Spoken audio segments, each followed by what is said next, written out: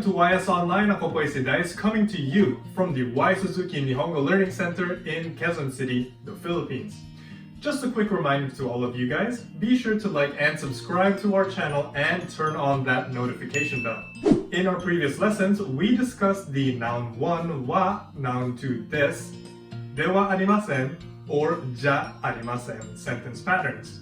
So, our demonstratives, kore, sore, and are, and kono, sono, and ano, or this, that, and that over there. And the question and answer patterns of dare and dare no. So if you need a refresher on these topics, check out the links in the description box below. So, for today's lesson, andito pa rin tayo sa ating basic noun 1 wa, noun 2 des sentence structure natin. We will discuss kung paano i-describe ang location ng isang bagay using koko, soko, and asoko, or here, there, and over there.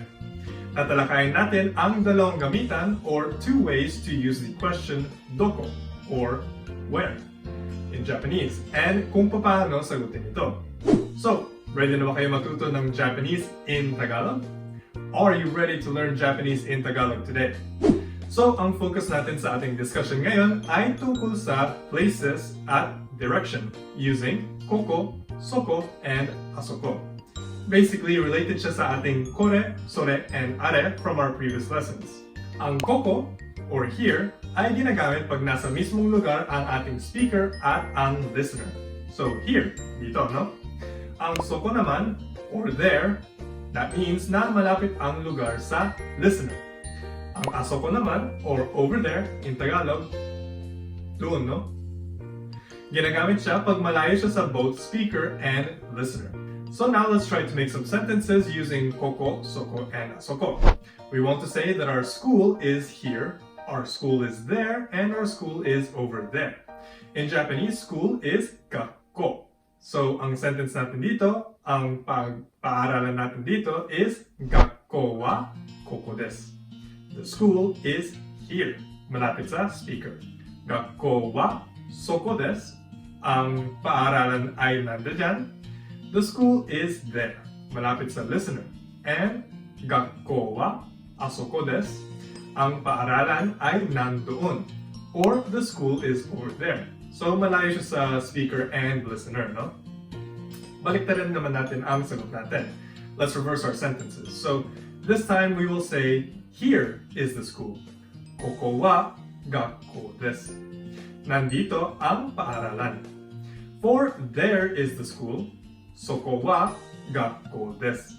Nandyan ang paaralan. And lastly, over there is the school. Asoko wa gakko desu.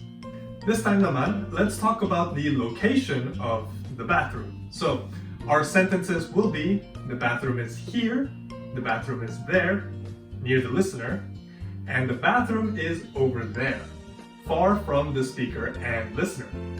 Otearai in Japanese means bathroom or CR. So we say, otearai wa koko desu. Otearai wa soko desu. And otearai wa asoko desu. Kung mapapansin natin, noun 1 wa, noun 2 des pa rin ang sentence structure natin. So, ang noun 1 natin is yung bagay. In this case, yung restroom, no? Tapos, ang noun 2 natin is yung koko, soko, and asoko para i-describe kung saan siya. In this order, nauuna ibanggit yung bagay na pinag-uusapan. So, we mentioned the bathroom first, and then the location. Baliktarin natin ulit yung order sa sentence natin. This time, we will mention the location first. So this time naman, we will say, koko wa otearai desu. Soko wa otearai desu. And asoko wa otearai desu. Ang pinagkaiba dito ay ang order ng pinagsabi natin ng bagay at ang location. So the order is different, but the sentences still mean the same thing. Madali lang, di ba? Okay, so yun ang ating koko, soko, asoko. Pag magtatanong naman tayo, di ba, since ang topic natin is place, natural lang na ang ating tanong ay magiging saan or where. In Japanese, doko ang ginagamit natin to ask where. It has two functions. So first, for example, 学校はどこですか? The direct translation is, where is the school? Saan ang school? Pwede rin natin gamitin ang koko, soko, or asoko sa question natin imbes na doko para mas espesipiko yung tanong natin. So we can say something like, 学校はここですか? Soko desu ka? Or asoko desu ka? In English, is the school over here, there, or over there? Ang school ba ay dito, dyan, or nandoon?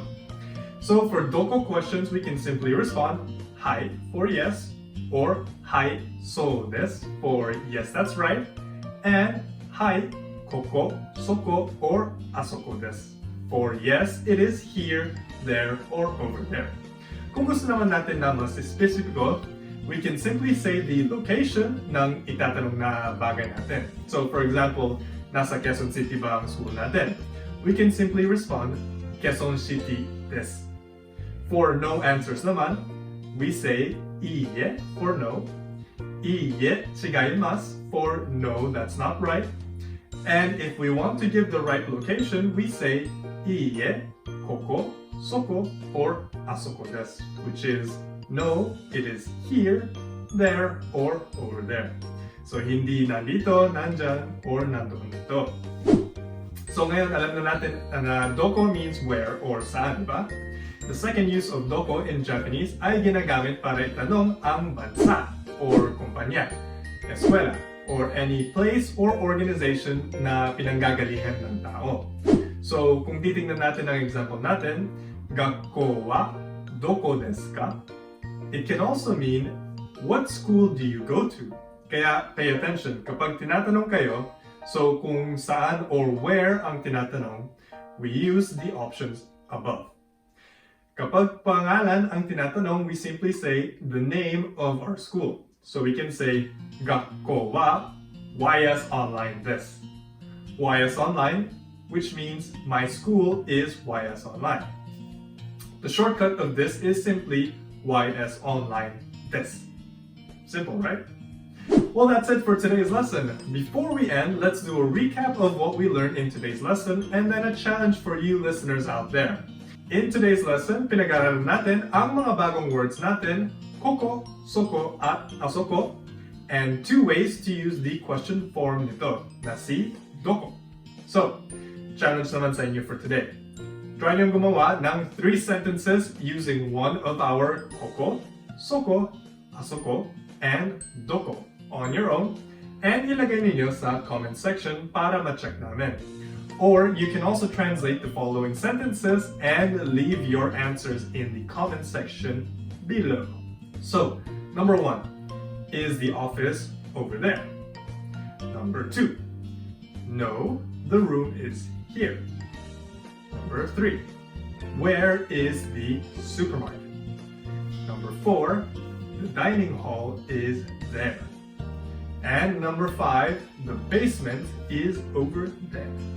Make sure to use koko, soko, asoko, and doko in your sentences. Stay tuned to our next lesson where we will discuss the use of kochira, sochira, achira, and 3 ways to use the question dochira. Thank you very much for watching. Ja, mata ne.